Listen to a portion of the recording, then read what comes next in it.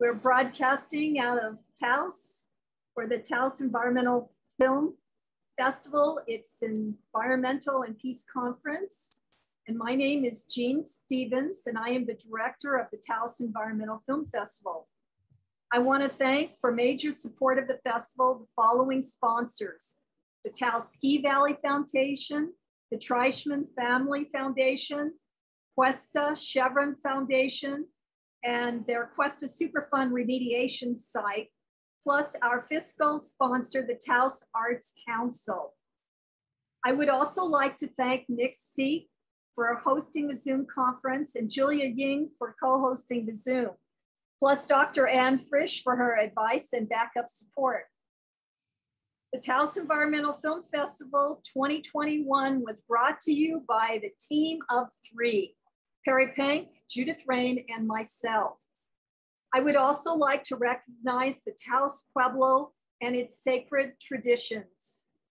In doing so, I would like to share with you a quote from Corino Romero, a former tribal leader. "Blue Lake for our life is living. Blue Lake is where the spirit of Indian God is still living today. We go over there to pray, and we go over there to worship. The stars and the moon and the sun and the sky and the clouds and the air and whatever nature has provided for us. We do believe in this." And I wanted to mention that I hope that the next Earth Day will also include the peace element. I think it's so important because the first Earth Day began with a great element of that. One of the most renowned international environmental groups is Greenpeace. And somehow that has been lost a little bit out of Earth Day. So I do hope that in 2022, that it will be like this conference, the Environmental and Peace. Finally, a big thank you goes to all of the extraordinary environmental and peacemaker panelists for the 2021 Taos Environmental Film Festival Conference, plus all the filmmakers whose films are shining a light on the earth, wind, water, fire, and spirit conference discussions. With that, I say thank you. And I would like to present our first panelist of the day, Julia Ying. She will be discussing my personal climate narrative. Julia is a retired general medical practitioner from Sydney, Australia. She is a happy grandmother to 6 grandchildren. She's a climate reality leader and co-founder and co-chair of the Climate Reality Northern New Mexico chapter, of which I am a member. She is a member of the Zero Waste Los Alamos team, and when she is in Los Angeles, she helps out as a speaker at beach cleanups for Heal the Bay. Welcome, Julia. Thank you.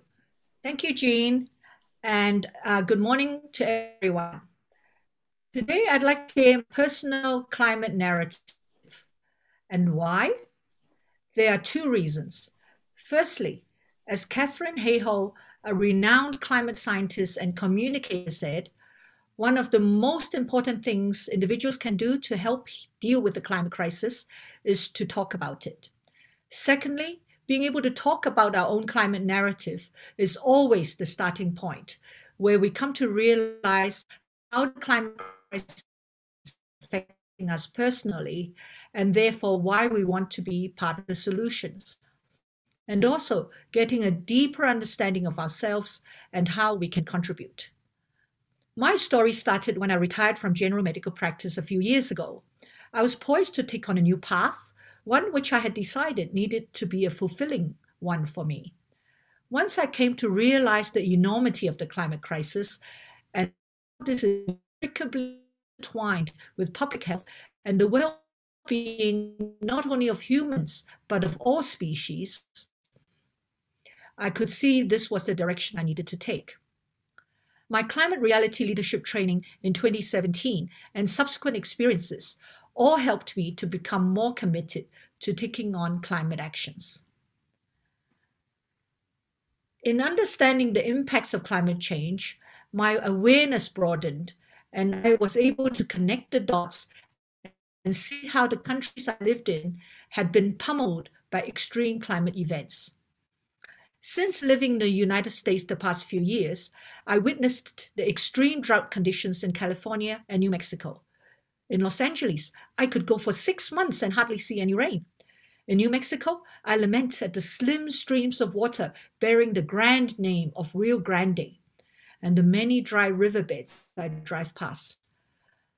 Distress rises every summer at the increasingly rampant and destructive wildfires in California and neighboring states, including here in New Mexico. I worry about smoke inhalation for my son and his family in Los Angeles. Likewise, I shared the anguish from the frequent and violent hurricanes that devastated the eastern states in ever-lengthening and more destructive storm seasons. Australia, my home country for 50 years, has been plagued by increasing droughts and bushfires over the years.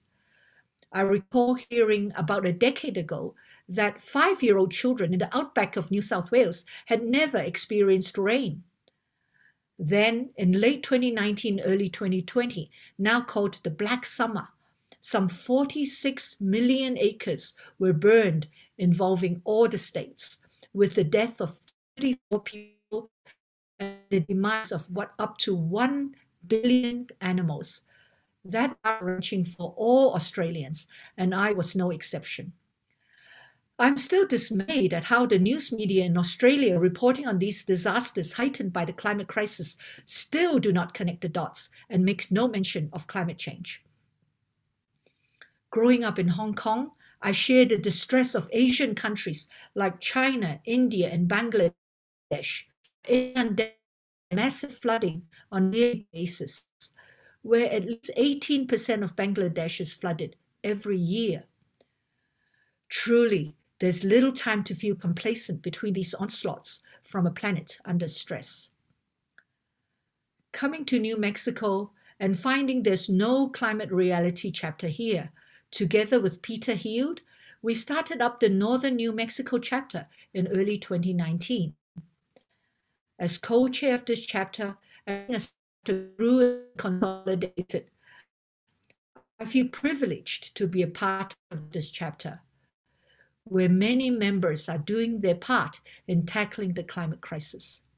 It has challenged me to broaden and continue to build on my skills in collaboration, networking, advocacy, computer skills, and yes, my dreaded public speaking.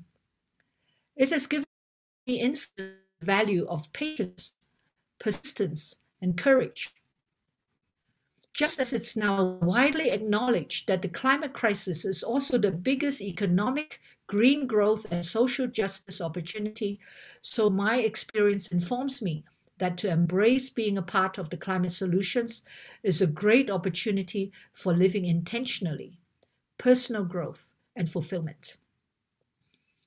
So I hope my personal climate will spur you on to reflect on yours and will lead you to take on the greatest challenge ever to face humanity, to travel on your journey of discovery and fulfillment while being a part of the climate solutions. As former US Vice President Al Gore said, fight like our world depends on it, because our world depends on it. Thank you.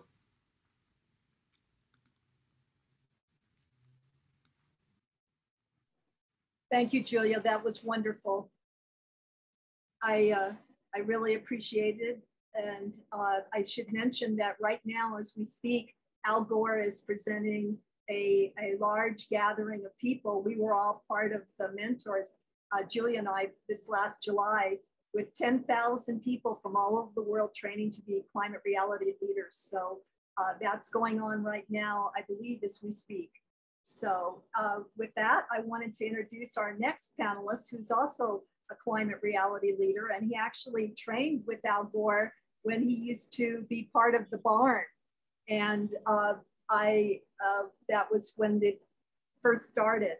So Bill will be speaking about creating our clean energy future.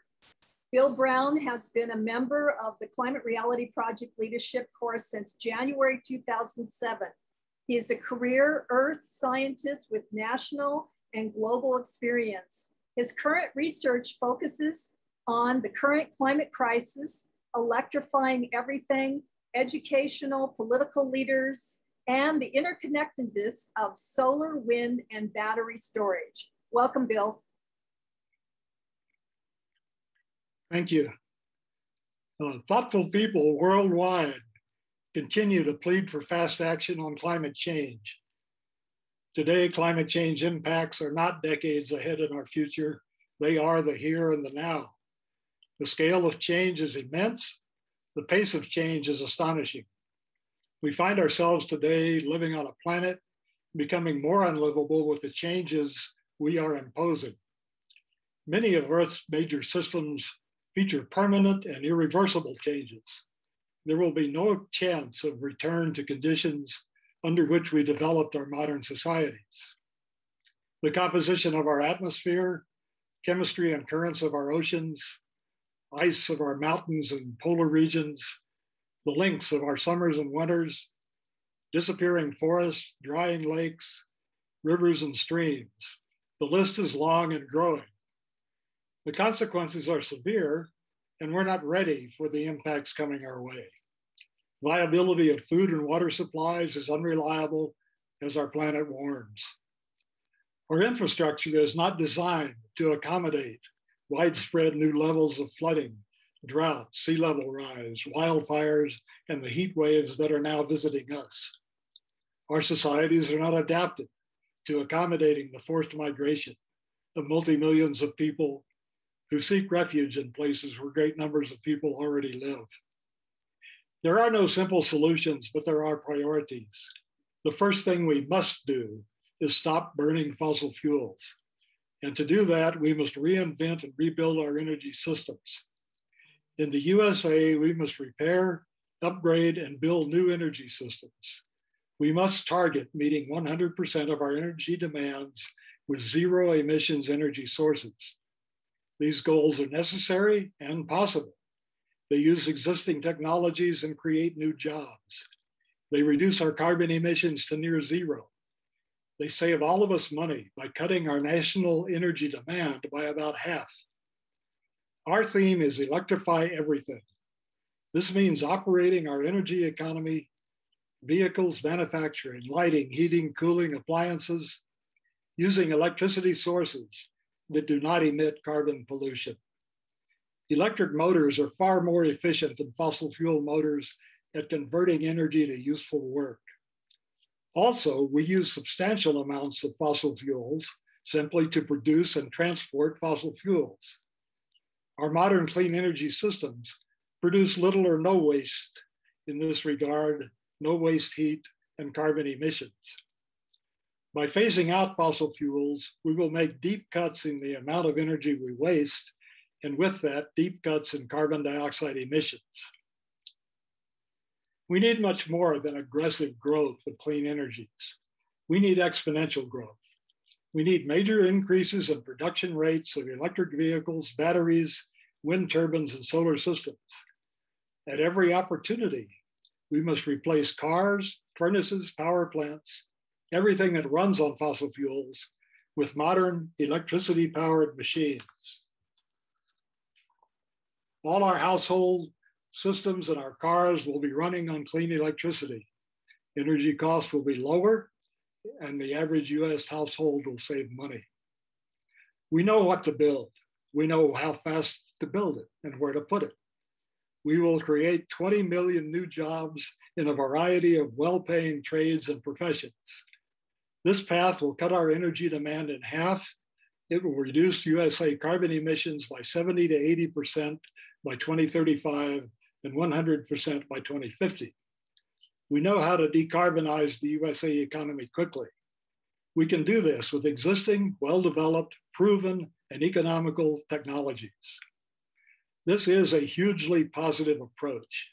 It takes us into a rejuvenated world with promise of economic prosperity and ecological restoration. We are seeing some of this already happening. It is just not happening fast enough. The signals of many of our planet's leaders around Earth Day 2021 are positive, but our policy actions need to be firmly set and long-lasting. Climate change will command our attention throughout our lifetimes and the lifetimes of many generations to come. Today, it is a matter of our political will to do the necessary work. What we do together in the next few years will define humanity's greatness or cement its failure. Let's work together with intelligence, integrity, passion, relentless optimism, and a moral obligation to all people to get it right. Thank you.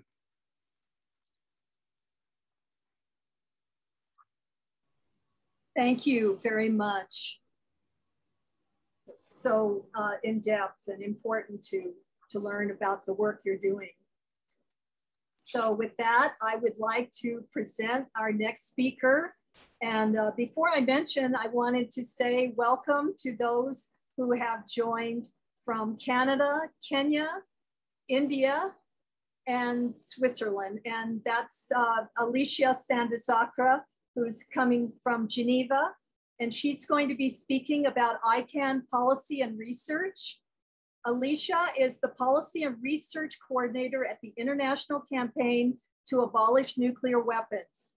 She directs and coordinates research on the Treaty on the Prohibition of Nuclear Weapons, the humanitarian impact of nuclear weapons, and general nuclear weapons policy. Welcome, Alicia. Great. Well, thanks so much for having me here virtually. It's really a special treat for me to be speaking to the TAOS Environmental Film Festival because I spent a few months living in Santa Fe and volunteering with Nuke Watch New Mexico. And it was just such a formative and educational experience due to the incredible activists that I met in New Mexico and had the chance to work with. So it's really my pleasure to be here. Some of you might be wondering what a nuclear disarmament advocate and researcher is doing speaking to an environmental film festival. But as the organizers of this conference know, the environment and nuclear weapons are intricately linked. So I'll just focus on 3 of those links in my remarks and conclude with what we can do about it.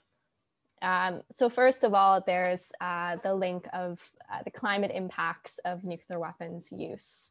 So generations of climate scientists have documented that a nuclear war could cause drastic climatic disturbances and global famine. In 2019, scientists found that the use of a few hundred nuclear weapons, that's less than 10% of today's global nuclear arsenals, could nearly stop all rain over India and central China and reduce global precipitation globally by 15 to 30%. It would take over a decade to return to rainfall levels before the nuclear war. In a nuclear exchange between India and Pakistan, if just 100 nuclear weapons were used, the climate would be altered in such a way as to reduce harvest times for the staple grains on which many populations depend, leading to a famine that could kill more than 2 billion people worldwide. And this is really a small nuclear war, if you would. On a larger scale, a nuclear war using more of the world's arsenals would cause a destruction of unimaginable proportions with tens of millions of deaths, very high radiation pollution of large areas, and a nuclear winter that, as described, would result in the destruction of our civilization and the extinction of many species. In addition to kind of these possible scenarios, if nuclear weapons were to be used, today, countries around the world are grappling with the ongoing environmental consequences of nuclear weapons testing that happened decades ago and are still putting their people at risk. The second link I'd like to address is the impact not only of nuclear weapons use and testing, but also of nuclear weapons production on the environment. And this is something I know other activists in New Mexico can really speak to the impact in New Mexico of having US nuclear weapons laboratories there. Nuclear weapons facilities, not unlike oil and gas companies that are causing the climate crisis, have contaminated land and water around the world with waste that will last far beyond even our grandchildren's lifetimes. I'd also like to add that climate change could actually make nuclear war more likely, given that increased resource scarcity increases the chance of conflict, including according to a growing body of research. The third link I'd like to address is the waste of resources. So ICANN research showed that in 2019, the 9 nuclear armed states spent nearly $73 billion on building and maintaining their nuclear arsenals. And every penny of that fortune could and should have been used to address other existential threats, including that of climate change.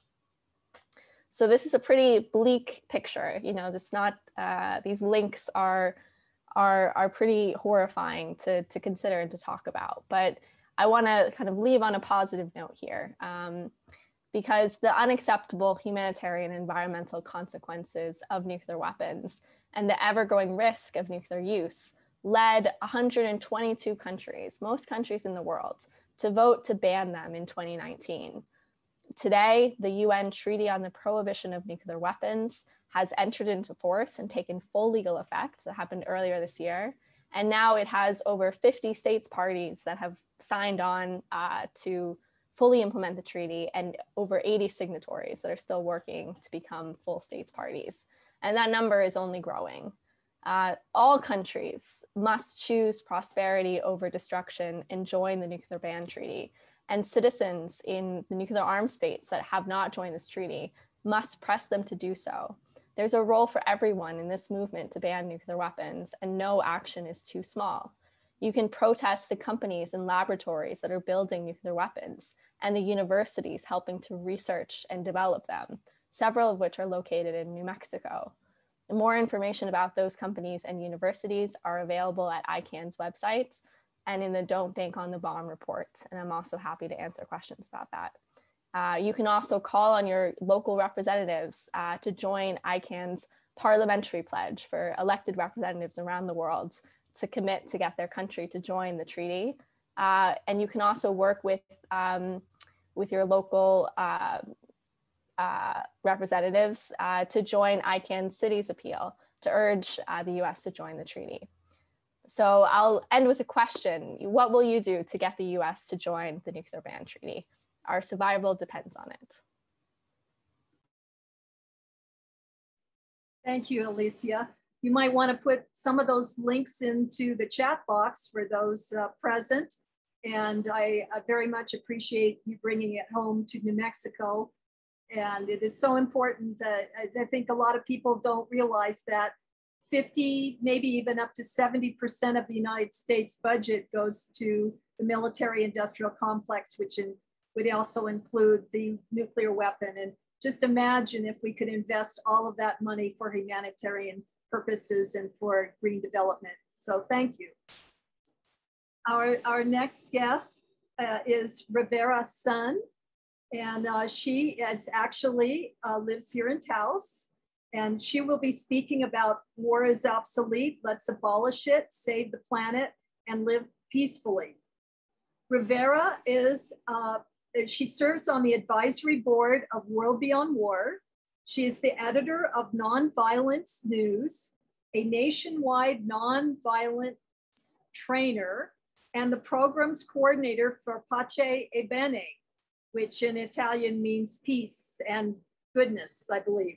Her books and novels include the Dandelion Insurrection and the award-winning Ara Ara series.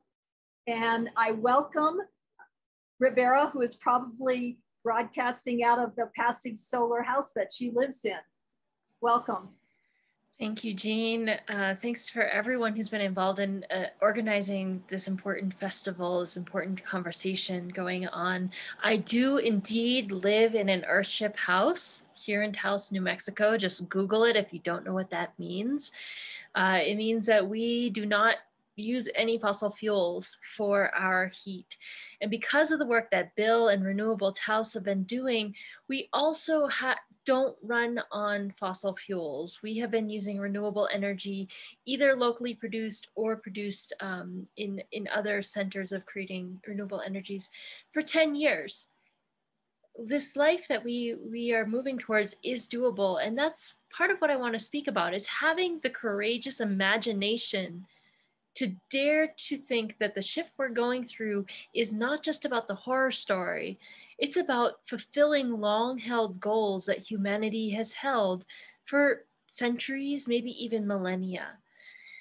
And I want to just mention briefly that I didn't grow up in Taos, New Mexico. I grew up in northern Maine. And the way I realized that climate change was real and happening was that when I was a school child, my mother wouldn't let us play on the snowbanks while we were waiting for the school bus, because when we were standing on top of the snowbanks, we could reach up our little hands and grab the telephone wires. Think how tall those snowbanks were back then. That was in 1995, 96. Today, my family's land barely has 1 foot of snow through the winter. This is an immense and enormous change, and it is heartbreaking to witness. And I think if we look carefully, all of us has a story like that, where this big, huge issue becomes very real to us. So I want to draw the connection between the climate crisis and militarism, and the US military in particular. I work with an organization called World Beyond War, which dares to ask us to not only imagine, but work towards the total abolition of war.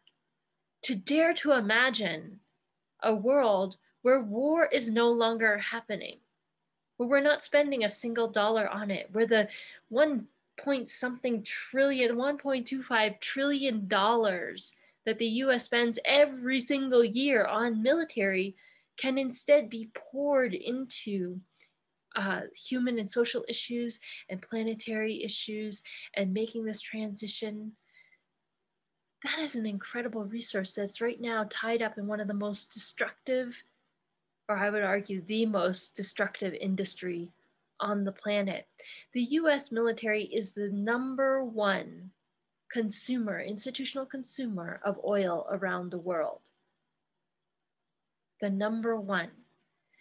It consumes more fossil fuels than 125 other countries.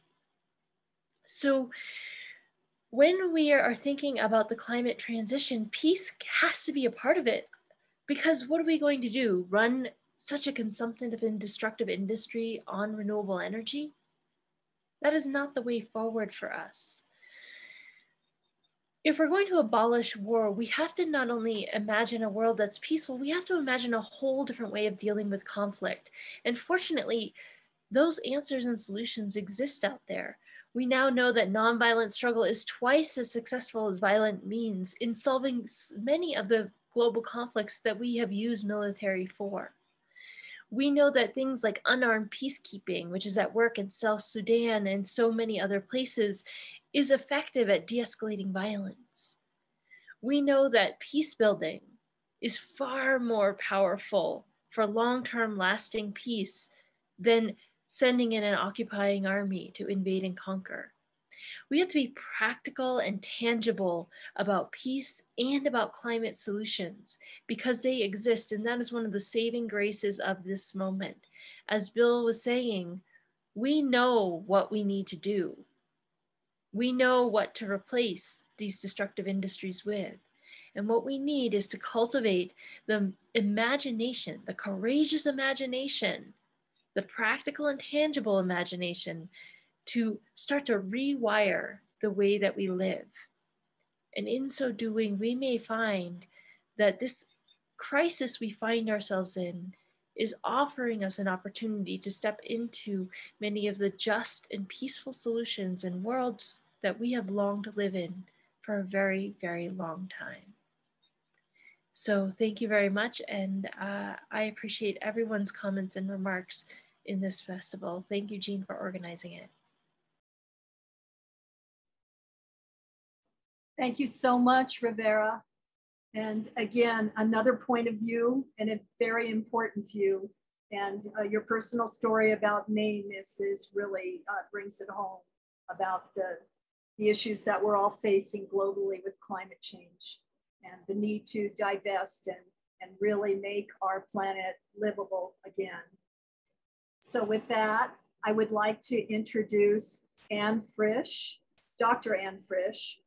She will be speaking about unarmed civilian protection. And Dr. Frisch, is Professor Emerita at the University of Wisconsin, Oshkosh. She is chair of the Rotary Action Group for Peace Subcommittee on Nuclear Weapons Education and senior advisor, Nonviolent Peace Force. She served as an unarmed civilian protection for Nonviolent Peace Force in Guatemala, where human rights workers were under siege. And she also served in Africa. Thank you very much, and I welcome Anne. Thank you so much, Jean. 20 years ago in The Hague, two men from the United States met by chance. They both had the same idea: place unarmed and nonpartisan civilian trained professionals in areas of combat on invitation from credible local civilian groups. Today, there are teams of unarmed civilian protectors in South Sudan, Myanmar, the Philippines, Iraq, and the United States. Previous teams have been in Sri Lanka, Guatemala, where I serve, and Syria. Teams are both international and local from the inviting country, with members from over 25 countries. Women are 50% of the field teams. Here is the story from the field.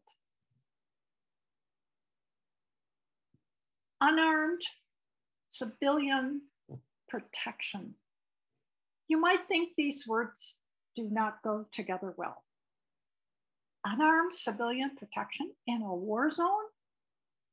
No, it's not outsiders walking in to an attack and taking the bullets intended for local people.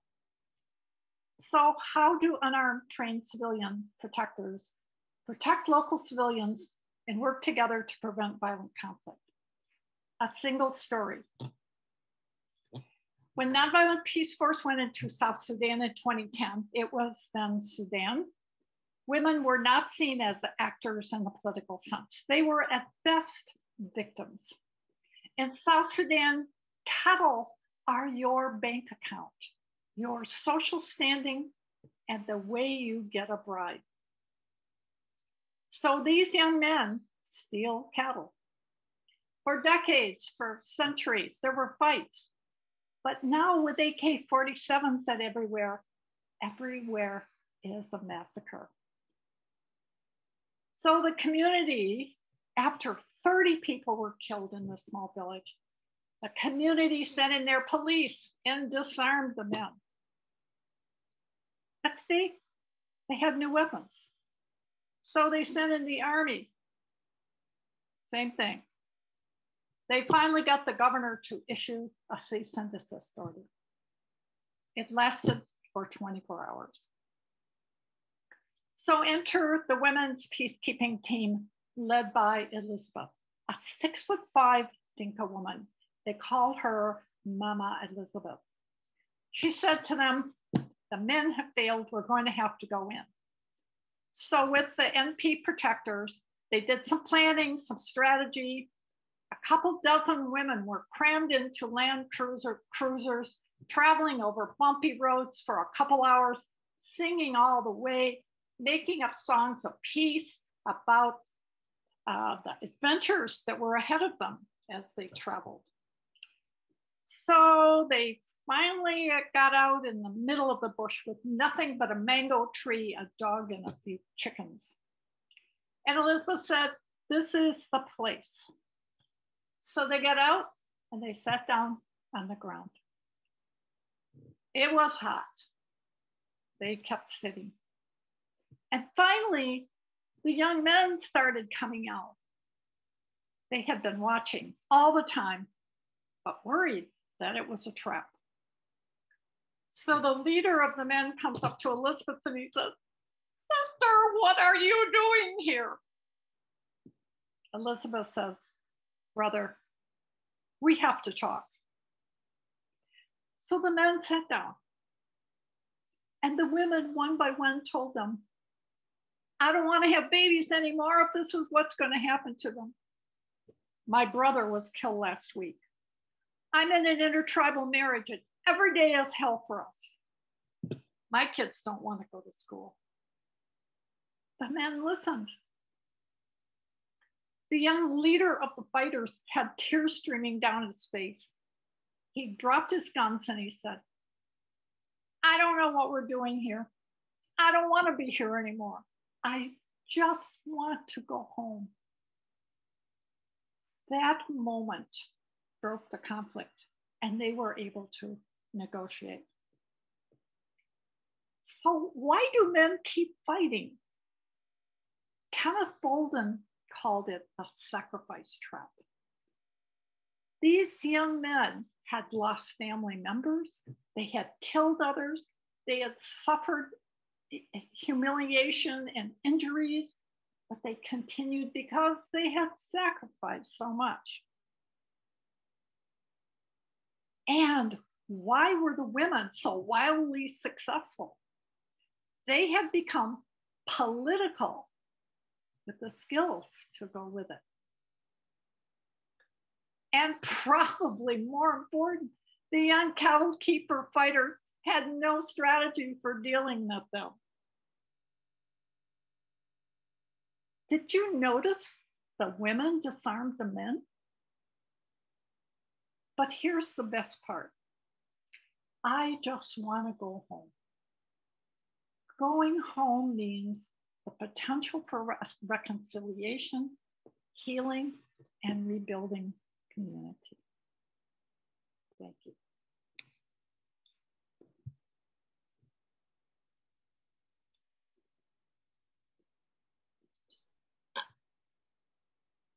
Thank you, Anne. Such an important message. It's hard to believe that I think even more than 50% of the world is women, if not 50%.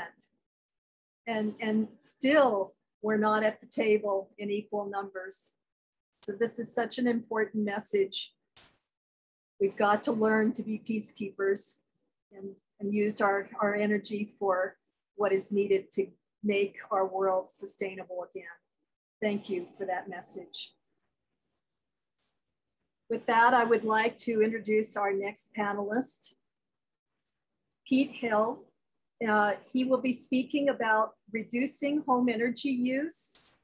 And Pete is co-chair of the Climate Reality Northern New Mexico chapter, an organization whose mission is to engage leaders and citizens to take urgent action to cut greenhouse gas emissions, as well as the co-host of the Resilient New Mexico podcast, which focuses on climate change and environmental issues in New Mexico.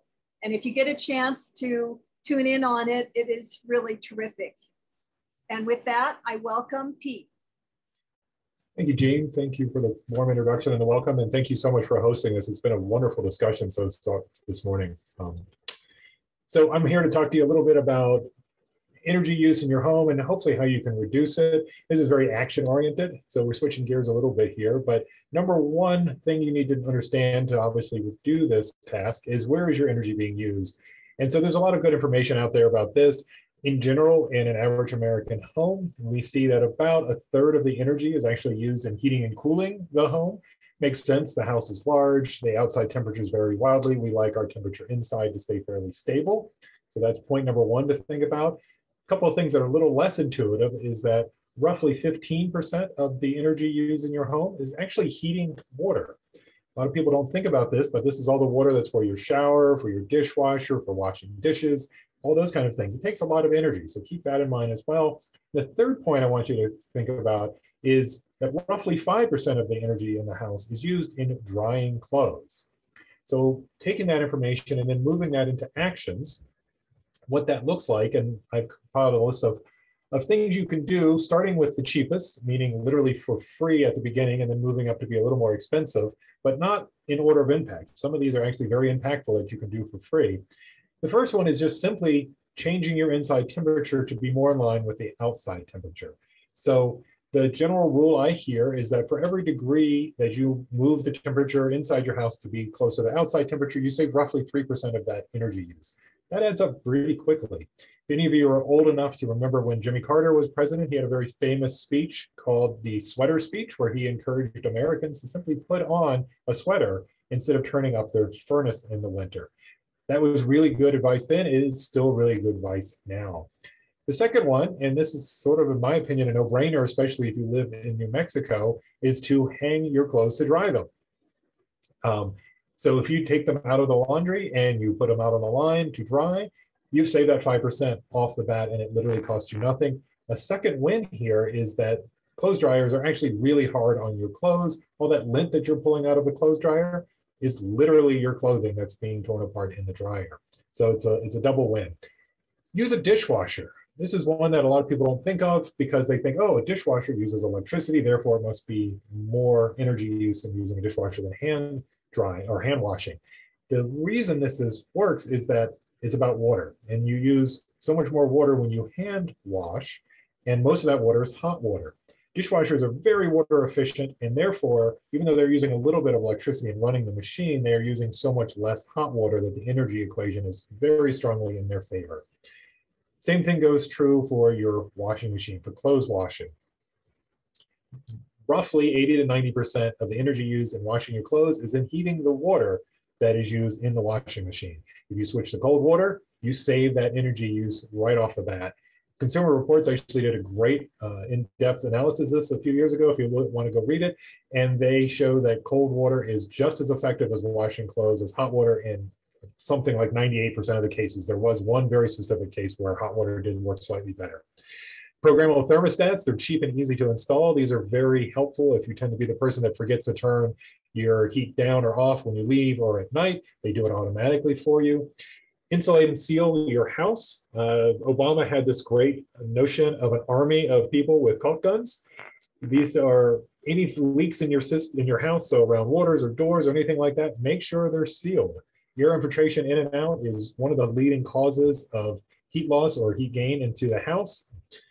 High efficiency appliances. Anytime you replace an appliance in your house, make sure you get the DOE Energy Star, look at that yellow label. Use that as your primary criteria for shopping for appliances, honestly, in my opinion. Bill actually touched on the next one, which is replace your gas appliances with electric. Not only is it good for carbon emissions, but energy efficiency. Electric appliances are generally more efficient. A great example of this is heat pumps for heating and cooling. Believe it or not, heat pumps can be above 100% efficient. How is that possible, you ask? It's the miracle of science, but they are. On-demand water heaters, also another great way to save a little bit of energy. They aren't as super impactful as we would like, but they use a lot less materials in their construction and design. They last a lot longer, so they have a lot less embedded energy, and they have a lot less lifespan impact in terms of energy use. Windows, especially if you're working or living in an older house, these tend to be very big losses of heat, both in and out of the house. So ideally, caulk them, make sure they're sealed. If you can, replace them with high efficiency double or triple paned windows. And then last and not least, but this is the one that most people want to usually do, is put solar panels up. You still do get a pretty good rebate from the federal government on this. There's still a state rebate on this as well if you're in New Mexico. One of the things to remember about solar panels, though, is that the more of the top of the list you've done in terms of energy reduction, the less you're going to have to spend on your solar panel. So always start at the top of the list, don't start at the bottom. And that is my spiel. So thank you so much, Jean. This has been a pleasure. Thank you for putting this all on. Thank you, Pete. That was quite interesting. I didn't know that there was a difference between the hot water and cold water as far as effectiveness in cleaning. I should have known that, but that was something I wasn't aware of. And so you gave some really important tips there. I thank you. And with that, I would like to present our next speaker, and that is Sandra West. and she will be speaking about a water-wise future. Sandra is co-host of Resilient New Mexico with Pete, the podcast dedicated to sharing our climate-related stories, highlighting our commonalities, and exploring how we can build a sustainable and socially just future. She has worked on sustainability from a variety of perspectives, including climate science, community building, environmental education, marketing, and ecosystem studies. Sandra is dedicated to illuminating and supporting our ability to create a more resilient future. And with that, I welcome Sandra. Thank you, Jean. It's a pleasure to be here. So I'm going to be talking about a water-wise future, and I'd like to start with a story about myself. So for the first 10 years of my childhood, my parents hauled all of our drinking water from the city. We couldn't drink the water from our nearby well, and it quickly taught me how important drinking water is. And to this day, I carry a water bottle pretty much everywhere with me, even at home. And even when I don't need it, just in case. It's those experiences that we have and the ones that we don't have that change our future and that of those who learn from us, but they also change the world around us. So the question I want to ask us to ask today is, how will we care for our drinking water, and how will our actions shape the future? We need water more than anything except breathable air, more than food and more than our phones, although those are really helpful. And right now, drinking water sources are seeing increased pressures, and it's only going to continue. And it's from a variety of reasons. A lot of them are related to climate.